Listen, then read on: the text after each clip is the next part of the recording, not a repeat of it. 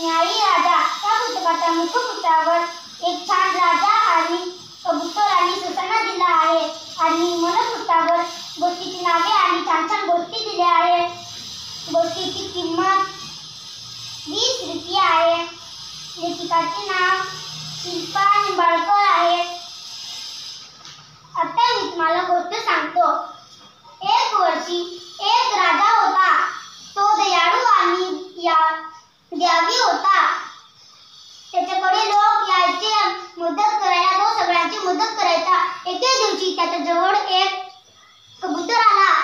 तो कबूतर थरथर कापत होता. तिकडे एक सुसाना आला. सुसाना म्हणाला, हा कबूतर माझा आहे. राजा, हा मला कबूतर दे. राजा म्हणाला, हा मी तुला दिला तर तू याला खाऊन टाकशील. सुसाना म्हणाला, हेच माझं अन्न आहे. तुम्ही हे मला नाही दिले तर मी मरून जाईल. मग तुला पाप नाही वाटणार का? राजा म्हणाला, सगळे अन्न देईल आणि तू ते खाईल का? तो म्हणाला, ठीक आहे. त्या कबुतराचे वजन करून तुझे शरीरातून मांस दे.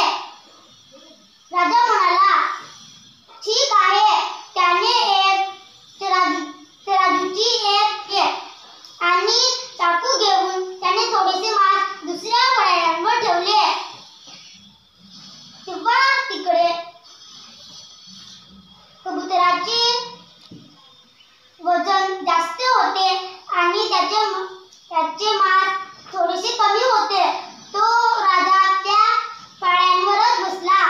तेव्हा तिकडे अग्निदेव तो कबुतराच्या रूपात आला होता आणि इंद्रदेव तो सुसानाच्या रूपात आला होता. त्यांनी सांगितले, आम्ही तुझी परीक्षा घेण्यासाठी इकडे आले